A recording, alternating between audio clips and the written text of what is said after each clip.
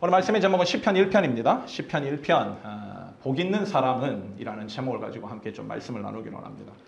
우리가 보통 1년에 한두 번 정도 행사가 있습니다. 그렇죠? 오늘 뭐 야유 예배 같은 경우에 이런 행사가 있는데 이럴 때는 이제는 가스펠 프로젝트의 순서로 가는 흐름을 잠시 멈추고 그때는 좀 제가 시편을 좀 하려고 그래요. 시편은 굉장히 해야 될 게 많습니다. 그렇죠? 150편이나 돼. 그러니까 제가 은퇴할 때까지 다 다룰 수 있을지 뭐 두려울 정도의 양인데 다는 다루지 않고 그 중에서도 좀 유명한 말씀들 뭐 여러분들 아는 건 시편 1편 하실 거고 또 시편 23편 하실 거고 또 다윗의 시가 회개의 시가 들어있는 뭐 시편 51편 이런 건 유명하잖아요. 그런 말씀을 또 중심으로 해서 이런 어떤 좀 특별한 시간에는 시편의 말씀을 좀 다루려고 합니다. 여러분들은 시편을 어떻게 이해하고 계십니까? 여러분들이 이해하는 시편은 뭐예요? 우리가 뭐 성경에 보면은 제 어렸을 때 이게 목사님들이나 신앙의 선배들이 말씀하신 게 뭐냐? 성경을 딱 중간을 딱 펼치면 시편이 나온다. 그래서 시편 찾을 때 딱 중간을 펼쳐라. 제 어렸을 때 받았던 시편의 이미지는 이거예요. 어렸을 때 참 교육이 중요해. 그분이 좀 좋은 신앙인이어가지고 시편은 다윗의 시가 많아, 뭐 하나님을 찬양하는 시가 이랬으면 제가 어렸을 때 이런 것들을 기억할 건데 딱 정중간에 있는 시 이런 걸로 저는 또 기억에 남아 있는데 여러분들이 뭐 각자 가지고 있는 시편에 대한 이미지가 있을 거라고 생각해요. 시편은 어떤 책인가? 시편은 제가 오늘 그 교환에도 적어놨지만 옛날 이스라엘 사람들이 하나님을 믿고 사랑하는 그분과 함께 교제하며 살아가면서 느꼈던 감정들 또 생각들 교감들, 또 하나님 앞에 혼나가지고 느꼈던 어떤 깨달음들 이런 것을 시로 표현한 걸 모아놓은 거예요. 이러한 시편이 총 150편입니다. 그렇죠? 150편. 5개의 챕터로 나눠져 있는데 여러분 시편의 저자가 누굴까요? 시편의 저자 하면 누굽니까? 여러분들이 생각하는 시편의 저자. 다윗이라고 대부분 얘기를 합니다. 근데 시편은 다윗의 시로만 이루어져 있지 않아요. 시편의 저자는 거의 수십 명에 달합니다. 근데 지금 시편에 다윗의 시가 총 몇 편 들어있냐면 150편 가운데 총 73편이 기록되어 있어요. 그리고 이제 1위가 다윗인데 73편이 기록되어 있고 그럼 넘버 2가 있을 거 아니에요. 그 사람은 아삽인데 아삽의 시는 12편 고작 기록되어 있습니다. 그리고 뭐 모세, 뭐 고라 이렇게 이제 순서로 이루어지는데 그러니까 시편의 73편이 150편 가운데 다윗의 시로 기록되어 있다고 하면 사람들이 다윗의 시라고 얘기할 만하죠. 워낙 많은 분량이 있기 때문에. 오늘 이 지금 시편 1편은 누구의 시인지 몰라요. 그래서 여기는 작자 미상이라서 앞에 기록되어 있지 않습니다. 그럼에도 불구하고 이 시편의 1편은 굉장히 중요한 역할을 해요. 시편에서. 특별히 이 시편의 1편은 시편의 서시라고 합니다. 그러니까 우리가 어떤 글을 쓸 때 시가 아닌 어떤 문장의 형태를 가지고 우리가 얘기하는 어떤 논리적인 구조로 서여져 있는 그런 글의 제일 앞대가리에 있는 걸 서론이라 그러잖아요. 시는 서시라 그래요. 그러니까 앞에서 이 전체의 시의 문맥에 흐름에 이것이 주제가 무엇인지를 알리는 역할을 하는 것이 시편 1편인 거죠. 그러니까 시편 1편을 이해하지 못하고 시편 전체를 이해하는 것은 불가능합니다. 왜? 여기에서 시편의 이 뭐라고 해야 되나? 이 퍼스펙티브, 그 관점이 무엇인지를 얘기하고 있기 때문에 그러면 시편 1편의 지금 주제가 뭐로 시작되는가? 지금 앞대가리가 어떻게 시작합니까? 복 있는 사람은 이렇게 시작해요. 복 있는 사람은. 즉 누가 진짜 하나님의 축복을 받은 사람인가? 이게 시편의 주제예요. 그러니까 하나님을 찬양하는 시가 가득한 시인데 주제를 뭘로 던지는가? 누가 진짜 축복받은 사람인가? 누가 진짜 하나님으로부터 복을 받은 사람인가? 그렇다면 왜 시편은 첫 줄부터 복을 따집니까? 왜냐하면 하나님 주신 복을 정확하게 이해하는 것이 우리의 신앙의 여정을 끝까지 완주하는 데 있어서 핵심이 되기 때문에 그래요. 창세기에서도 여러분 창세기 1을 지금 내가 배우신 분들이 있잖아요. 창세기 1에서 하나님께서 인간을 창조하시고 제일 먼저 주신 게 뭐예요? 복을 주셨거든. 그러니까 이 복이라고 하는 것은 기독교에서 굉장히 중요합니다. 기복주의가 문제지 기복은 기독교의 핵심 사상이에요. 근데 그 복이 뭐냐는 거예요. 시편에서 얘기하는 거는. 그러니까 성경에서 얘기하는 복이 뭐냐? 이게 사실은 성경을 읽을 때 우리가 제일 중요하게 깨달아야 될 부분인데 복이라는 게 뭔가? 이 창세기 때도 다뤘습니다. 하나님 복이 뭐예요? 돈입니까? 성공입니까? 부동산입니까? 명예입니까? 권력입니까? 그거 아니라 했어요. 하나님께서 주시는 복은 인간을 인간되게 하고 사람을 사람답게 만드는 힘이에요. 이게 복이라. 그러니까 하나님이 인간을 창조하셨는데 그 다음 바로 인간이 타락하잖아요. 그게 뭡니까? 그게 저주받은 거예요. 하나님의 복은 하나님께서 창세기 1, 2장에서 하나님 창조하셨던 그 원형 있잖아요. 아키타입이 있잖아요. 그 원형대로 살아가게 하는 힘. 그래서 제가 창세기 처음에 공부할 때는 그것을 창조자, 제조자, 그러니까 만든 사람의 after service라고도 정의했습니다. 그러니까 하나님의 복이 임해야 사람은 사람다워지는 거예요. 계속 인간답게 살 수가 있어. 사실 하나님의 복이 없으면요, 그 누구라도 사람답게 살기 힘들어요. 왜? 하나님의 복이 사람을 사람답게 살 수 있도록 이끌어주기 때문에. 반대로 아무리 세상에 많은 돈과 권력과 명예를 가지고 있어도 하나님의 복이 없으면 다 뭐로 살아가는가? 짐승만도 못하게 살아간다고요. 그러니까 뭐 우리가 지금 얼마 전에 5.18 그 전두환, 뭐 여러분들이 전두환을 의인으로 생각하는 사람이 없을 거라고 저는 생각합니다. 그 사람 보십시오. 그 당시에 국가 재산이 예산이 4조라 그랬어요. 4조. 그걸 2조를 해먹었을 분이에요. 절반을 해먹은 사람입니다. 돈 많죠? 지금도 많죠? 지금 이번에 손자 나와가지고 난리치는데. 그럼 그 사람 복 받은 사람이에요? 복 받은 사람이 아니에요. 왜? 사람답게 살지 못하는 사람은 하나님의 복이 임한 것이 아니라는 거예요. 그게 저주지 뭐가 복입니까? 이러한 성경의 축복관은 오늘날 교회에서 얘기하는 축복관과 사뭇 달라요. 오늘날 교회에서 축복을 뭐라고 생각합니까? 아까도 얘기했지만 돈, 명예, 권력, 뭐 부동산 이런 걸 축복이라고 생각한다고. 그래서 실제 일상의 삶에서 하나님의 뜻대로 살지도 않으면서도 하나님이 제시하시는 길을 걷지도 않으면서도 자기에게 그런 어떤 세상적인 것들이 많이 생기면 그걸 하나님의 축복을 받은 것인 양 자랑질을 합니다. 또 심지어 교인들은 그걸 부러워해요. 질투를 한다고요. 또 그걸 보고. 그러나 성경은 그 절대 축복 아니라는 거예요. 오히려 복 있는 사람은 하나님 제시하시는 길을 걷는 사람이다.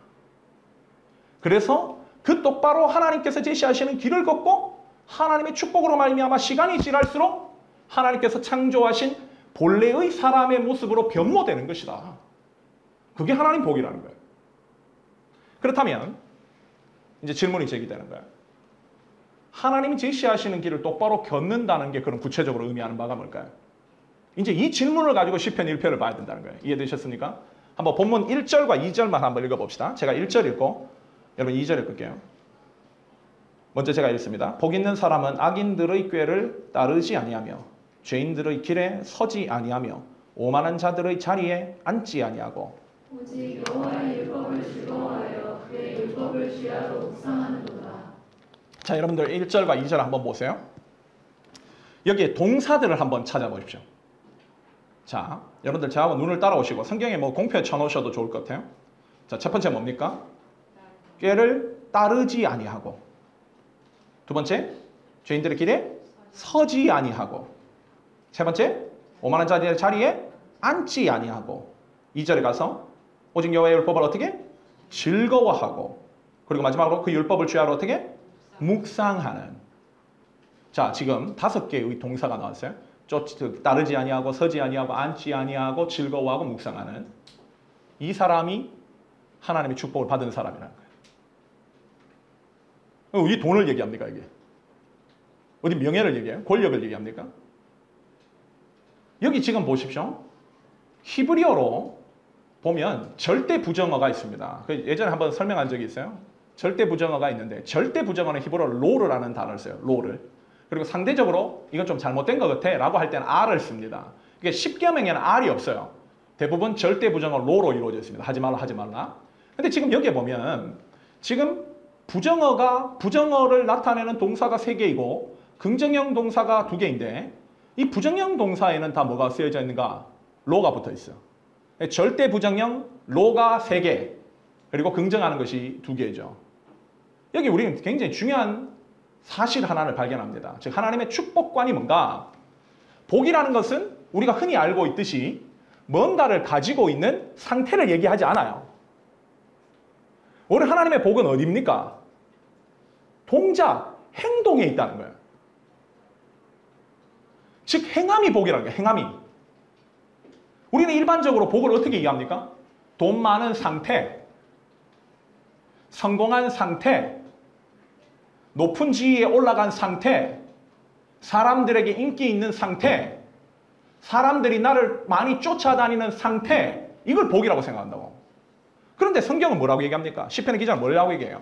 인간이 뭔가를 가지고 있는 상태가 복이 아니고 하나님의 복은 철저히 어디에 국한되어 있다? 인간의 행동에 국한되어 있다는 거예요.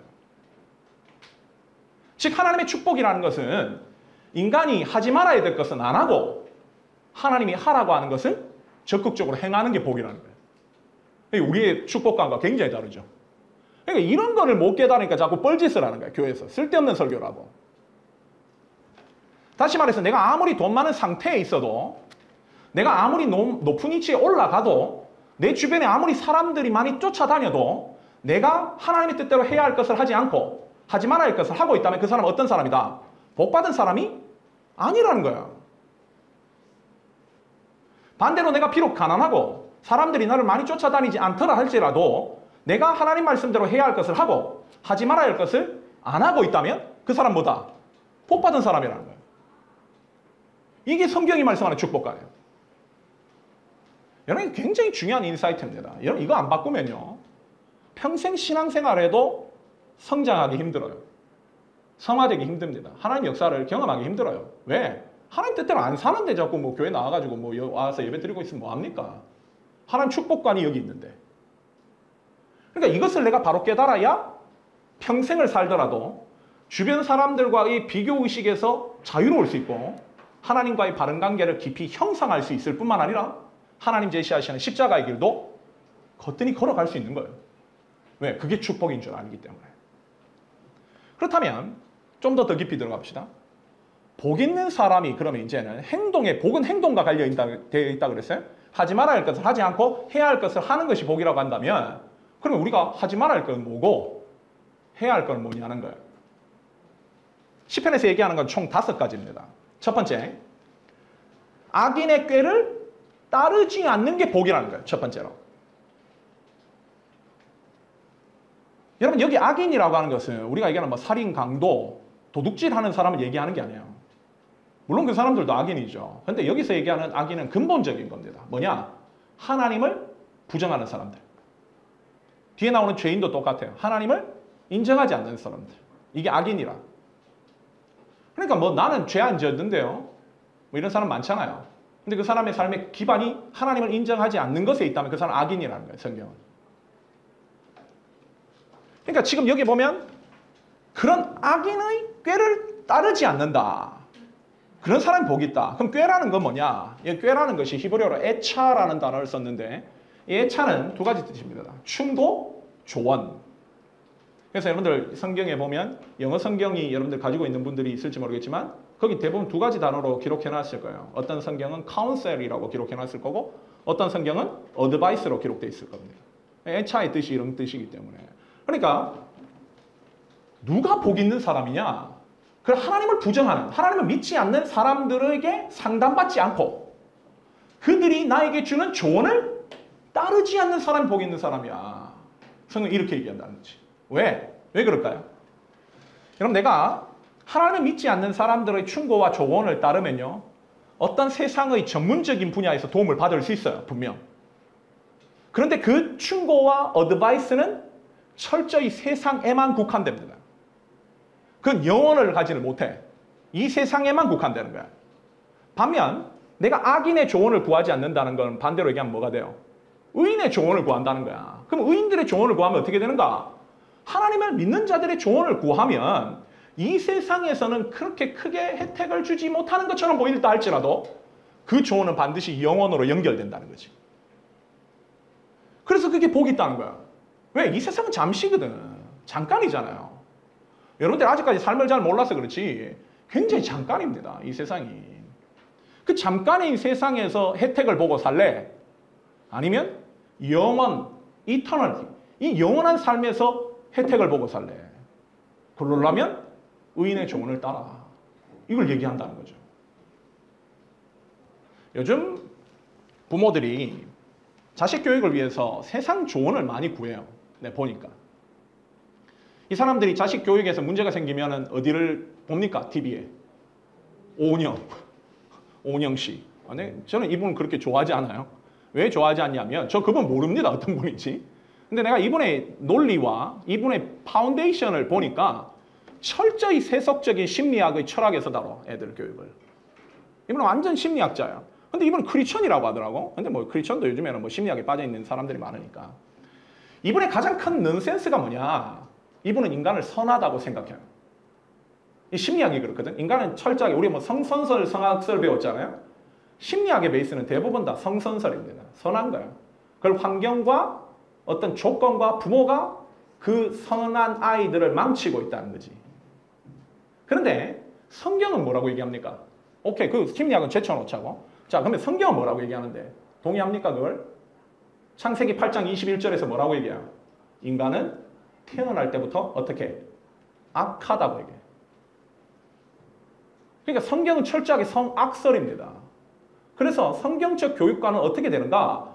부모의 훈육과 강한 통제가 있어야 된다는 거예요. 이걸 인정하지 못하면 본인이 교회 다니면서도 이상한 짓을 해. 여러분, 성경은 인간의 자유를 무조건적인 자유라고 얘기하지 않아요. 처음에 하나님께서 에덴 동산을 창조하셨을 때부터 거기 뭐가 있습니까? 통제가 있어요. 선악과라고 하는 통제. 즉 인간의 자유가 통제되는 영역을 만들어놨어. 이거 어기면 너 처벌받아. 따라서 인간은, 즉 성경은 인간에게 자유를 주지만 인간은 악하기에 반드시 기준과 통제가 있어야 되고 그 기준을 넘어설 시 강한 훈육과 체벌을 가하라는 거예요. 여러분, 이게 잠언의 스토리 아닙니까? 네 자식을 때려라. 그래야 영생을 얻는다. 이게 성경적 교육관이에요. 근데 오늘날 교인들은 하나님 말씀대로 자녀를 훈육하지 않아. 심지어 우리 교인들 보면 배운 대로 안 하는 것 같아요. 제가 7월 달에 자녀 교육 세미나를 다시 하려고 합니다. 기대하십시오. 5주 동안 다 와야 돼. 아이가 있는 사람들 다 와야 돼. 그리고 나는 아이를 낳을 것 같다. 결혼도 하지 않는데 아이를 낳는다 이런 사람 오면 안 되고 나는 이제 조만간 아이를 낳아야 돼. 그런 사람도 와야 돼. 예지 이런 애들 꼭 와야 돼. 와가지고 교육을 받아야 돼.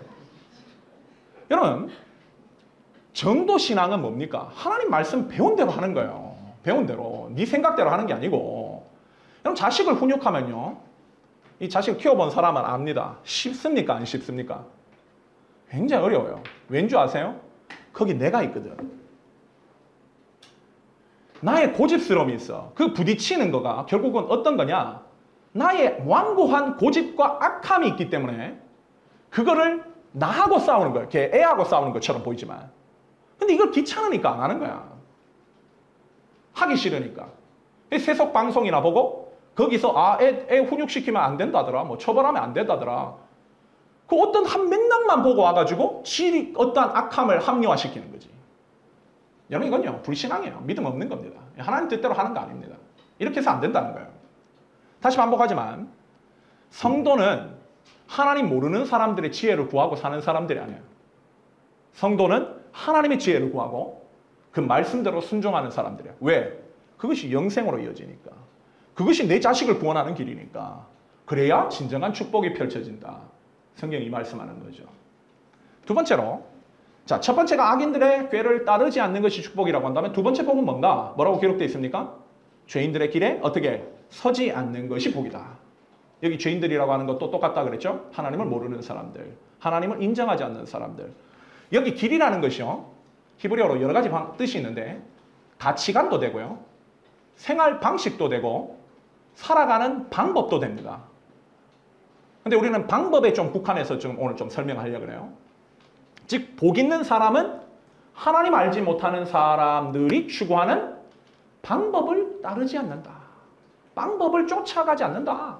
그 사람들이 어떻게? 복 있는 사람이다. 성경이 이렇게 얘기하는 거예요. 그러면 세상이 추구하는 방식, 가치관은 뭔데? 아까도 얘기했지만 가시적 결과야. 결과만 좋으면 돼. 뭐로 가도 서울만 가면 된다. 이 한국말에서 정말 없애야 될 저는 속담 중에 하나라고 생각해요. 뭐로 가도 서울만 가면 된다. 결과만 좋으면 됐다는 거야. 방식은 문제가 되지 않아. 결과만 좋으면 이기는 거야. 혁명도 마찬가지죠. 성공하면 혁명이고 실패하면 살인자가 돼. 학살자가 된다고. 그러니까 성공을 세상은 굉장히 중요하게 생각해. 가시적인 성공. 그런데 여러분 절대 잊지 마십시오. 신앙은 가시적 결과에 있지 않아요. 신앙은 오히려 과정에 있습니다. 수단과 방법에 있어요. 따라서 하나님을 진짜 믿는 사람들이 취하는 삶의 방식과 하나님을 믿는 사람이 취하는 삶의 방식은 완전히 달라야 됩니다. 달라야 돼요. 돈이라는 어떤 성공, 눈에 보이는 위치라는 가시적 성공, 그 세상의 결과만을 세상에서 하나님께 주시는 복이라고 생각하면 수단과 방법이 무너져. 왜? 그 결과만 얻으면 되니까. 근데 성경은 그걸 뭐라고 얘기하는가? 그 저주라고 얘기하는 거예요. 저주. 오늘날도 어떻게 보면 어찌된 영문인지 세상에서 그냥 성공만 하면 다 하나님 축복받았다고 포장을 해버려요. 목사들도 그런 사람들 다 중직 줍니다. 그렇죠? 교회에. 장로 주고. 믿음 있는지 따지지도 않아. 내가 봤을 때 믿음 없는 사람들이 많아. 나도 뭐 교회 생활 한두 번 합니까? 근데 왜 그 사람들이 장로 올라가 있고 권사가 있는가? 돈이 많고 세상에 성공했으니까. 그 가시적 결과가 축복이라고 자꾸 생각하는 거죠. 근데 문제는 내가 정도를 걷지 않는데도 세상적인 결과가 좋다?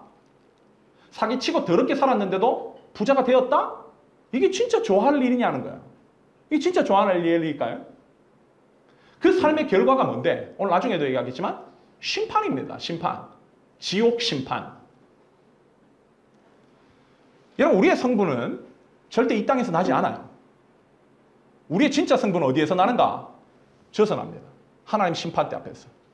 그러니까 거기를 노리고 살아야 된다는 거지. 그게 지혜로운 투자인 거죠. 따라서 내가 하나님의 방법을 추구할 때 하나님께서 하나님의 결과를 주신다는 사실. 내가 추구하는 결과가 아니라 하나님께서 영원한 결과를 주신다는 것에 우리는 분명한 인식을 가지고 있는 사람들이 돼야 돼요. 오히려 정말 내가 복된 사람이라고 한다면 내가 그리스도인으로서 하나님의 자녀답지 않는 일을 추구할 때 그 계획이 완전히 무참히 산산이 박살나는 사람이 복된 사람입니다. 망하는 게 복된 사람이에요. 오히려 세상에서 빨리 망하는 게 나아. 그래야 회개하고 주님 붙드니까. 내가 세상 사람들과 똑같이 뭐를 추구하는데도 그 결과가 항상 번영이고 자꾸 잘 된다? 그 절대 축복 아닙니다. 그 저주예요. 그게 심판이라고. 여러분, 이스라엘이 왜 축복된 사람들입니까? 그 사람들은 그릇된 삶의 방법, 하나님께서 원치 않는 세상의 수단들을 사용할 때 하나님께서 그들을 가만히 내버려 두시지 않았어요. 계속 때립니다. 열왕기 보십시오. 계속 때리잖아요. 세상 똑같은 거 추구하고 세상 사람들이 사랑하는 거 똑같이 사랑하니까 하나님 그들을 가만히 내버려두시지 않더라는 거지. 이방 나라라는 매로 때리시고 반드시 무산시키셨어요. 그런데도 계속 하려고 하니까 어떻게 합니까? 이스라엘 사람들 모두를 한꺼번에 바벨론 데려가가지고 거기서 완전 박살을 내버려요. 그들이 잘못을 깨닫고 회개하게 하십니다. 그리고 다시 돌아와서 새 삶을 시작하게 하신다. 이게 하나님이 일하시는 방법이에요. 또 한 가지 여기서 기억해야 될 중요한 사실은 진짜 복된 자는 내가 하나님께서 알려주시는 수단과 방법을 추구하며 살아갈 때 하나님께서 주시는 열매에만 만족하는 사람이에요. 말이 이해되십니까?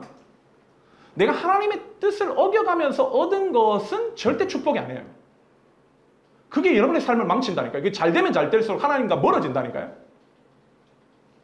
내가 진짜 하나님의 앞에서 정도를 추구하고 그래서 하나님께서 주신 것만을 유일한 나의 것으로 그것만이 내게 유익할 수 있다는 것을 깨닫는 것이 사실 제일 큰 복이에요. 많은 성도들이 이걸 못 깨달으니까 하나님의 복을 못 받는 거야. 이걸 깨닫는 게 복이거든. 이걸 깨닫는 게.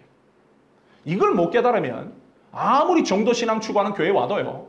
신앙생활 제대로 하기 힘들어요. 왜? 혼자서 딴 길 걸을 거니까. 제가 예전에 사역할 때 어떤 성도님이 식당을 여러 개 운영하셨는데 성경 공부하던 중에 주일 성수를 해야 된다는 걸 깨달았어요. 이분이. 그리고 이분이 정말 큰 마음을 얻고 여러 개 식당의 어떤 그 사업을 주일날은 다 문을 닫아버렸습니다. 그럼 뭘 의미하는 줄 아세요? 내가 7날 일해서 얻는 수익보다 6날 일함으로써 얻어지는 수익에 만족하겠다는 거야. 주일날 장사 잘 되잖아요. 레스토랑 같은 경우에는. 근데 그걸 닫아서 내가 하나님께서 엿새만 주어지는 것들을 나에게 주신다 할지라도 내가 그걸 자족하며 살겠다는 거지. 이게 신앙이야, 이게. 이게 축복이라는 거지. 하나님 주신 것만. 그러니까 그 결단과 행동으로 옮길 수 있는 게 복인 거예요. 머리로 알면 뭐합니까? 하지를 못하는데. 그러면서 하나님의 복을 어기고 하나님 방법이 아닌 건데도 얻은 것을 보고 기뻐한다. 이게 축복 아니라는 거예요. 세 번째로 성경을 보니까 뭐라고 얘기합니까? 1절 하반절 보니까 세 번째로 어떤 방법으로 어떤 행함으로 사는 사람 복이 있는가? 오만한 자들의 자리에 앉지 않는 자들이 복이 있다. 여기 오만하다는 건요. 경멸하다, 비웃다라는 뜻이에요. 누구를 비웃는다는 거예요? 하나님을 비웃는 거예요. 하나님을. 더 정확하게 얘기하면 뭘까요? 하나님의 방식을 비웃는 거야. 지금 제가 이 얘기를 했잖아요. 지금 앞에서 지금 성경을 풀었잖아요. 이 방식을 여러분들이 지금 속으로 비웃고 있다면 아이, 그렇게 해가지고 세상 어떻게 삽니까? 세상 모르는 소리 하시네. 이러고 있다면 그 사람 누구다? 오만한 자입니다. 오만한 자예요. 하나님을 경멸하는 자예요. 하나님의 방식을 경멸하는 거지. 그러니까 그런 사람들은 여기서는 뭐 아멘하고 듣고 뭐 끄적끄적 할 줄 몰라도 자신의 삶의 자리로 돌아가면 반드시 하나님 말씀대로 안 삽니다. 지킬 의사가 없기 때문에.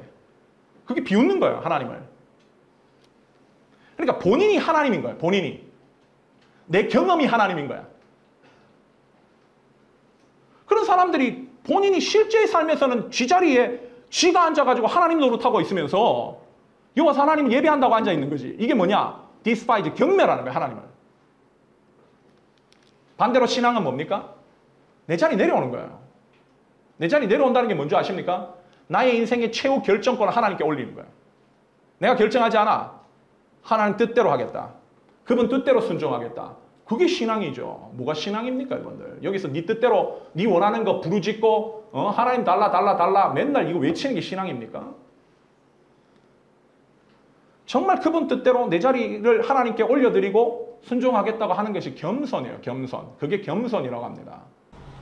그러니까 뭐 우리가 하나님 믿는다고 하면서 모든 결정은 지가 다 하고 나중에 뭐가 뒤틀어져가지고 요 와가지고 하나님 원망하는 건요. 사실 하나님을 경멸합니다. 경멸합니다. 그게 오만한 자다. 그 자리에 앉지 않는 자들이 복이 있다. 이제 본문 2절입니다. 2절로 목소리를 다시 한번 읽을게요. 본문 2절입니다. 함께 읽습니다. 시작. 오직 여호와의 율법을 즐거워하여 그의 율법을 주야로 묵상하는도다. 여기 네 번째 복 있는 사람이 누군지 나오죠. 누굽니까? 여호와의 율법을 즐거워하는 자다. 여기 율법이라고 하면 하나님 말씀을 얘기해요. 여기 즐거워한다는 거 그냥 즐거워하는 게 아니에요. 내적으로 가득 찬 기쁨입니다. 기쁨. 여호와의 말씀을 읽을 때마다 내적으로 가득 찬 기쁨이 쏟아져 나오는 사람, 이 사람이 진짜 복된 사람이다. 왜 그럴까요? 여러분들은 어떨 때 제일 기뻐요? 주식 좀 올라갈 때? 언제 기쁩니까? 뭘 때문에 기뻐요? 성경은 내가 하나님의 말씀을 읽을 때 가장 기쁘다. 이 뭘 말을 하냐면 진리를 깨달을 때 기쁘다는 거예요. 진리를 깨달을 때. 왜 진리를 깨달을 때 기쁠까요? 왜 진리를 깨닫는 게 기쁨입니까? 하나님 말씀이 뭐예요? 생명이잖아요. 깨닫는 건 뭘 의미하는가? 그만큼 생명을 얻어가는 거예요. 그렇기 때문에 기쁘다는 거야. 죽을 수밖에 없는 내가 생명을 얻어가니까 너무 기쁘다. 지난번에 설교했지만 하나님의 말씀은 뭡니까? 우리가 디모데후서 3장 16절 보면 하나님의 말씀은 감동으로 된 것으로 교훈과 책망과 바른 교훈과 의로 교육하기 유익하다 이렇게 돼 있잖아요. 그 감동이 뭐라고 했어요? 거기 보니까 뭐라고 돼 있습니까? God breathed.라고 돼 있어요.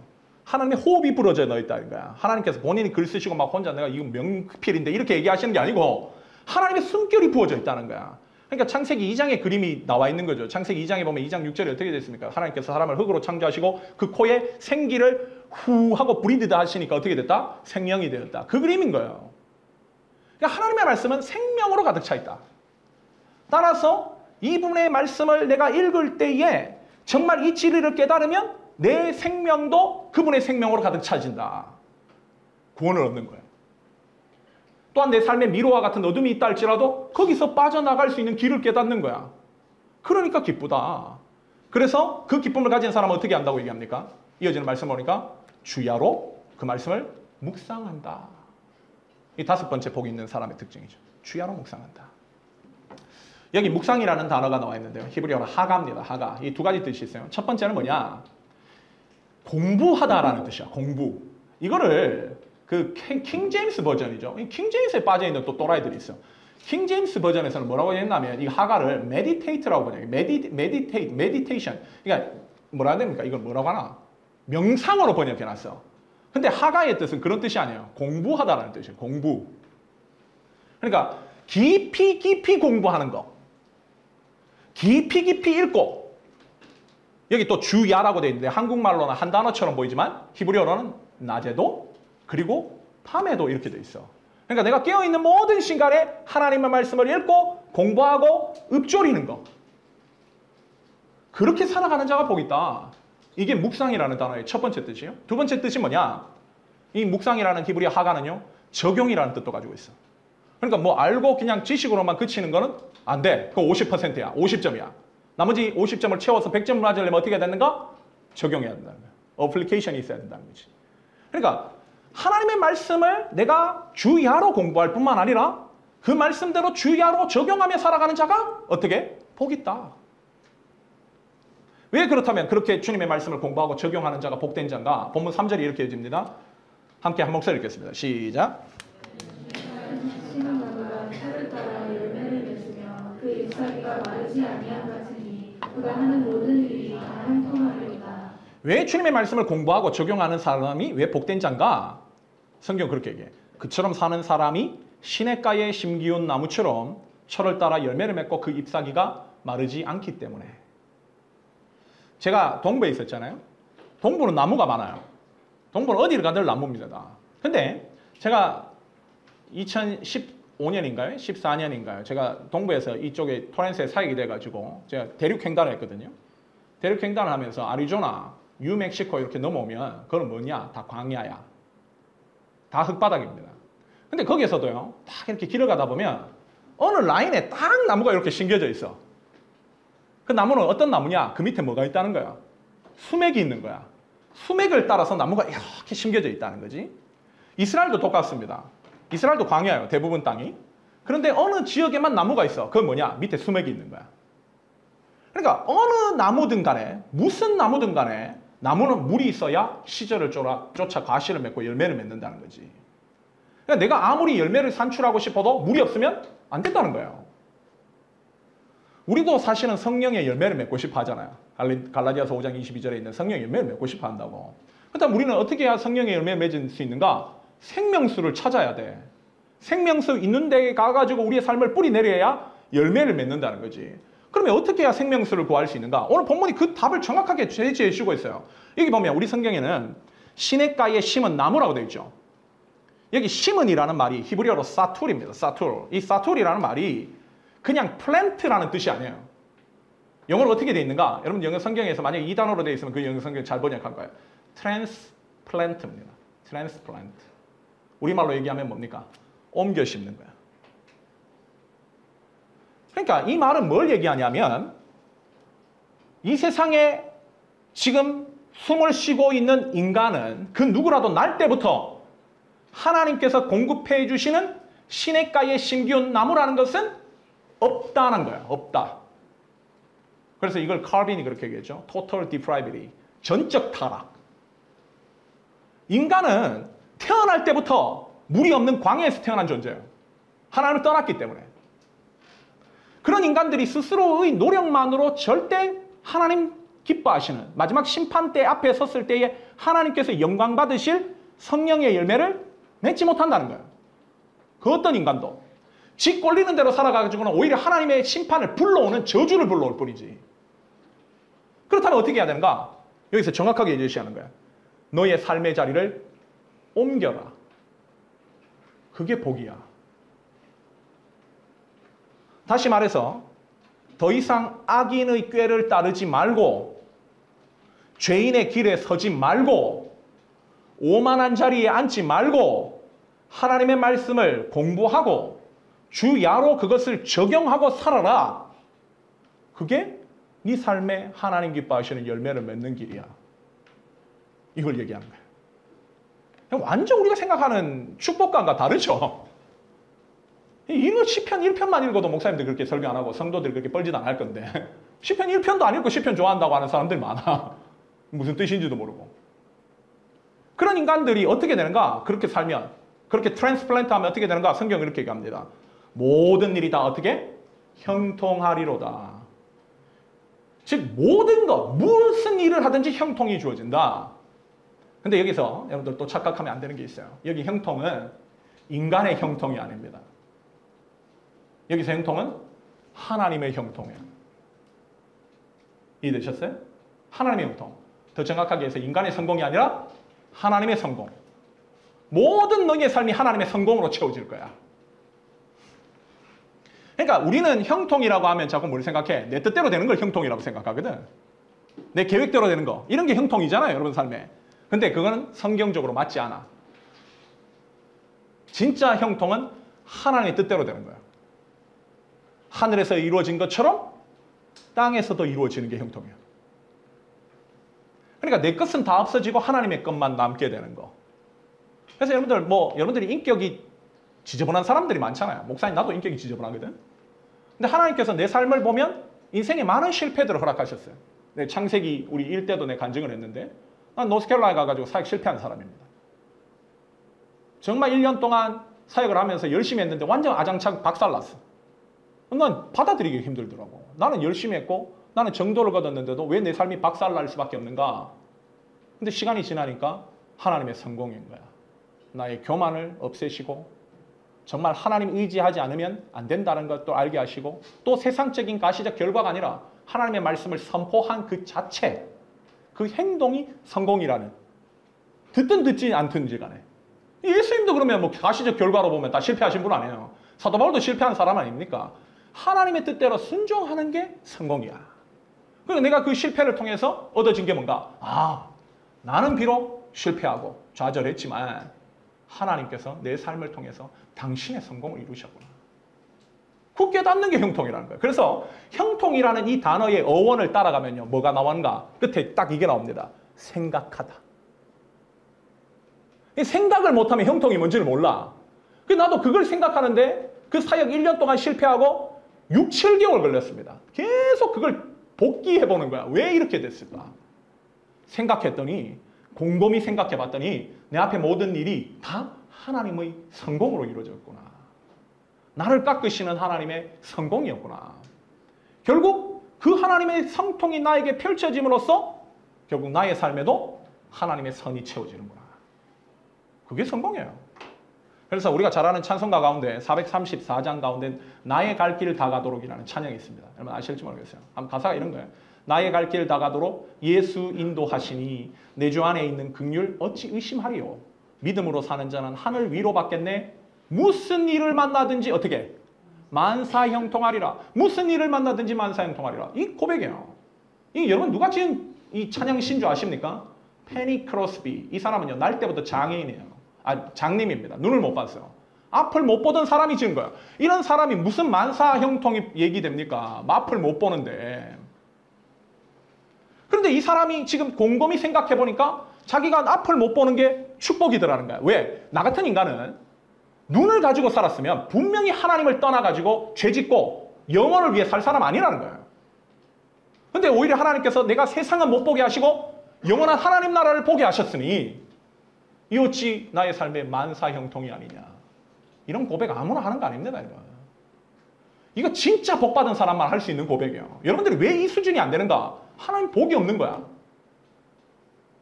시냇가로 트랜스플란트를 한 적이 없으니까. 이런 깨달음에서 나오는 찬양. 그래서 우리는 이제 질문해 봐야 되는 거예요. 내가 진짜 복 받은 사람인가? 맞나? 계속해서 본문 4절이 이렇게 해집니다. 4절 우리 한 목소리 읽겠습니다. 시작. 악인들은 그렇지 아니하니요 오직 바람에 나는 겨와 같도다.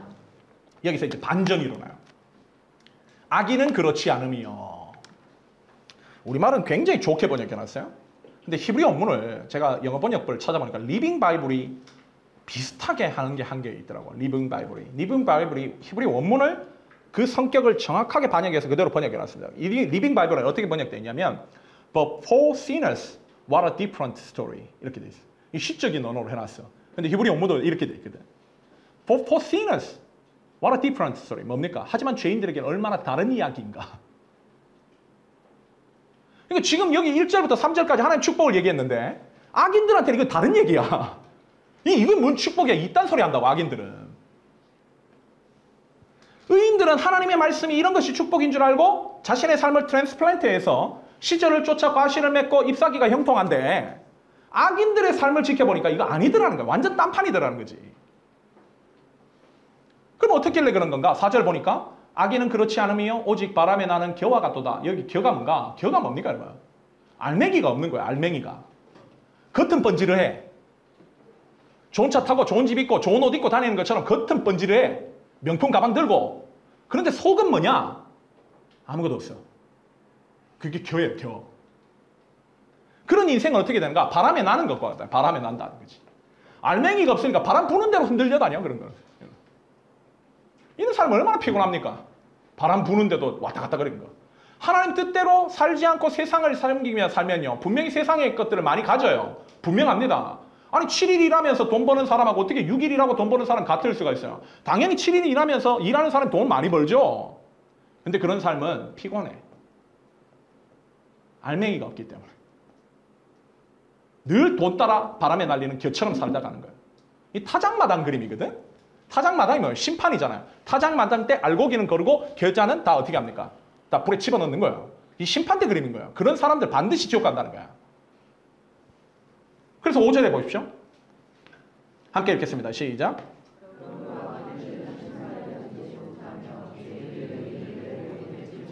이거 정확하게 얘기하잖아요. 악인은 심판을 견디지 못하며, 여기 쿰이라는 단어를 썼는데 견디지 못하다는 게 아니라 일어서지 못한다는 거야. 그러니까 그 심판을 하나님이 마지막 날 심판하시잖아요. 그 심판을 뚫고 일어서지 못한다는 거야. 악인들은.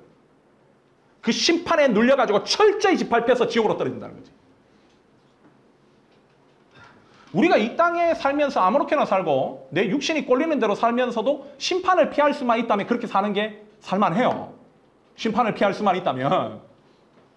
근데 우리가 절대 그렇게 살아야 되지, 살면 안 되는 이유가 뭐냐? 하나님 심판을 피할 수 없기 때문에 그래. 히브리서 9장 27절이 그러잖아요. 한 번 죽는 것은 사람에게 정해진 것이요. 그 후에는 뭐가 있다? 하나님 심판이 있다는 거야. 피할 수 없다는 거지. 그래서 5절에 보니까 뭐라고 합니까? 마지막에. 그런 인간들은 의인의 회중에 절대 들지 못해. 의인의 회중이 뭐야? 하나님 나라의 시민들의 모임이에요. Assembly of God's people. 하나님의 시민들의 모임에 절대 못 든다는 거야. 천국에 못 들어간다는 거예요. 그런 것들은. 또 왜 그런가? 이유를 본문 6절에서 마지막으로 이렇게 기억합니다. 6절 함께 읽겠습니다. 시작. 무릇 의인들의 길은 여호와께서 인정하시나 악인들의 길은 망하리로다. 여기 무릇이 뭐예요? 무슨 뜻입니까? 무릇. 오늘도 아까 주기도문 할 때 대개 이런 말 했잖아요. 대개 뭐 영덕 대개입니까? 대개 뭐예요? 무릇. 대개가 무슨 뜻인데? 여러분 알고 그걸 얘기하는 거예요? 그럼 무릇 대개 기억하십시오. 여러분 성경에 적어놓으세요. 무릇이란 말이요. because입니다. 왜냐하면 히브리어로 키라고 돼 있어. 왜냐하면 대개도 마찬가지야. 우리가 마지막으로 기도하면서 대개 나라와 권세와 영광. 그 앞에서 주기도문을 한 이유, 그거 왜 그런 기도를 올릴 수 있는가? 왜냐하면 나라와 권세와 영광이 다 아버지 하나님께 있기 때문입니다. 이걸 고백하는 거야. 지금 여기도 왜냐하면이라는 거였어요. 왜? 의인은 시냇가에 옮기운 나무와 같고 악인은 바람에 나는 겨처럼 하나님의 심판을 이길 수 없고 의인의 회중에 못 들어가는가? 왜냐하면 의인의 길은 여호와께서 인정하시나. 여기 인정하신다는 것도 세 가지 뜻이 있어요. 첫 번째로 하나님께서 그 사람들을 아신다는 거예요. 이 히브리어로 야다거든. 야다는 그냥 우리가 아는 표면적인 알미 아닙니다. 부부간의 알미예요. 그래서 living together 이런 말로 성경에 많이 번역해 놓는데 하나님과 동행하며 사는 자가 누구인지 하나님 정확하게 아신다는 거지. 두 번째로 살펴보신다는 거예요. 그런 사람들. 내 짝이니까 하나님이 내 짝이라고 내 신부니까 그 당연히 살펴보시는 거죠. 세 번째로 양육해 주신다. 테이크케어를 해주신다는 거예요. 내 뜻대로 하지 않고 고집 부리면 그러니까 하나님 뜻대로 하지 않고 내가 고집거리면 하나님께서 매를 때리시고 이게 양육이에요. 훈육이 없는 양육이 어디 있어요? 영적으로 잘 자랄 수 있도록 영적인 영양분들을 공급해 주시는 거죠. 양육해 주신다. 그래서 성장한다. 성숙하고 성화 이루어진다. 그래서 의인들은 심판날에 지옥 심판을 면한다. 반면 악인들은 어떻게? 딱 간단하게 딱 결론 내립니다. 뭐라고? 망하리로다. 하나님 버리고 지옥망대로 살고 그런 인간들은 지옥 심판밖에 없다. 우리나라에서는 상상하기 힘들지만 이 이스라엘에서 보면은 이렇게 우기 때 보면 막 그 와디라고 하는 곳에 막 범람해가지고 물이 엄청 넘쳐나거든. 그러면 그게 어떤 나무가 곧 떠내려가가지고 잘못 어디 가가지고 딱 랜딩하는 나무가 있어. 얘는 수맥에 있어야 되는데 얘는 뿌리 뽑혀가 딴 데 간 거야. 그런 나무들은 살아있는 것처럼 보이지만 수맥에서 벗어났기 때문에 어떻게 되는가? 죽어요. 죽습니다. 이 그림을 김세훈 박사가 해가지고 그 복음이 뭔가, 그 구원이 뭔가 해서 이 그림을 얘기했어. 그런 현상이 있거든요, 이스라엘은. 물에서 떠나면 죽는다는 거예요, 물에서 떠나면. 물고기가 물에서 벗어나면 삽니까? 살아있는 것처럼 보이지만 시간 문제죠. 반드시 죽는다는 거지. 하나님 떠난 삶은 죽는다. 이게 악인의 결론이다. 이게 시편에서 말씀하는 진짜 복받은 사람과 저주받은 사람의 모습이다. 그러면서 이제 얘기하는 거예요. 마지막 결론이 뭡니까? 하나님 제시하시는 이 두 가지 길 가운데 니는 어느 길 걸을래? 어느 길 걷는 것이 복이라고 생각하니? 의인의 길, 죄인의 길, 네 선택해. 이게 시편의 서시예요. 이해되셨어요? 그럼 이제 뭘 깨달을까요, 우리가?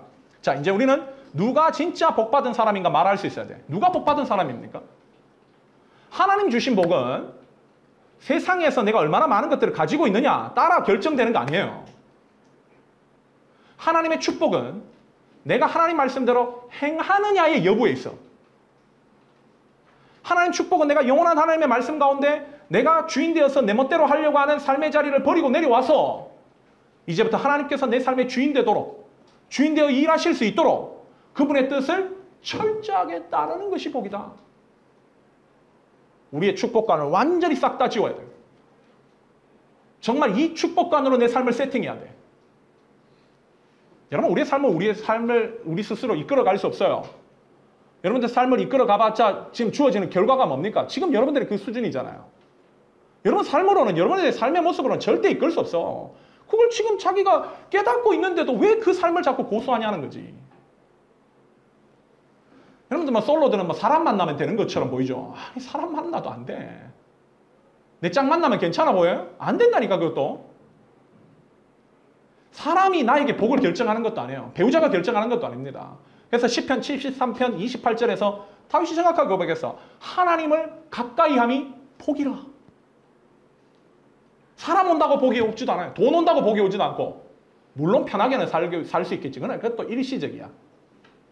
하나님의 복은 하나님을 가까이 하는 것. 그 하나님 계신 곳으로 나의 삶을 트랜스플랜트 하는 것. 그 행동과 결정이 복이다. 그렇다면 여러분 하나님 얼마나 의지하고 살고 계신지를 한번 이제 물어봐야죠. 나는 지난주 하나님을 얼마나 의지했는가? 얼마나 하나님을 찾았는가? 얼마나 이 생명의 말씀을 묵상했고, 묵상이 뭡니까 이제? 네 혼자 꼴리는 대로 읽고 하는 게 아니고 공부하는 거예요. 우리가 성경 공부 많이 하잖아요. 그거 굉장히 좋은 거야. 성경 공부를 해서 바르게 뜻을 깨닫고 그 말씀을 적용하는 게 묵상이에요. 무슨 큐티한다고 그 끄적끄적거리는 게 그게 묵상이 아니라고. 적용하냐는 거지, 내 삶에. 적용하라고 셀에 물으라고 해놨더니 요즘 묻지도 않아요, 요즘에 보니까. 그렇죠? 셀이 편해지셨습니까? 편해지면 안 돼. 그건 굉장히 진흙탕 싸움이 돼야 되거든. 물어야 돼. 적용을 하는지. 진짜 내가 삶에 달라진 것이 있는지. 한 주간 내가 하나님을 얼마나 사랑했고 그분과 동행했는지. 만약 내가 세상에 일이 바빠가지고 그 관계를 소홀히 하고 있다면 나는 하나님께서 축복해 주시는 그 삶의 자리에서 내려오고 있는 사람이죠. 세상으로 트랜스플랜트 되고 있는 사람이에요. 오히려 내가 그것을 세상이 바쁘다라 할지라도 나는 엿 떠나면 죽어. 물 떠나면 죽는다. 하나님 생명수가 있는 곳에 나는 언제나 버티고 있어야 돼. 그 자리를 지키는 자가 복된 자다. 말씀합니다. 우리가 이 자리에서 한번 기도합시다. 오늘 말씀을 생각하면서 정말 내가 하나님 앞에 이제는 진짜 축복받은 사람이 될 수 있도록 하나님 인도해달라고 우리 한번 기도합시다. 지금부터 하나님 모르는 자들의 조언을 구하지 않겠습니다. 그들의 카운셀을 따르지 않겠습니다. 기도합시다. 하나님 모르는 죄인들의 삶의 방식을 따르지 않겠다고. 하나님 따라 제멋대로 내 삶을 결정짓는 삶의 방식을 버리겠다고 기도합시다. 하나님 말씀을 낮 동안 그리고 밤에도 묵상하고 연구하고 읽고 공부하고 적용하는 삶을 살겠습니다. 그래서 주님께서 시냇가에 심기운 나무가 시절을 쫓아 과실을 맺듯이 우리의 삶에도 주님께서 기뻐하시는 영생의 열매들이 가득할 수 있도록 역사해 주십시오. 기도합시다. 여러분 삶을 이제는 버릴 때입니다. 트랜스플랜트 할 때입니다. 회개하라고 하시는 영역이 무엇이고 옮기라고 하는 삶의 영역이 무엇인지를 주님께서 깨닫게 해주시는 바가 있다면 오늘 이 시간에 한 1, 2분 정도만 우리 말씀을 생각하면서 결단의 기도로 주님 앞에 잠시 나가는 시간 갖기로 합니다. 함께 기도하겠습니다.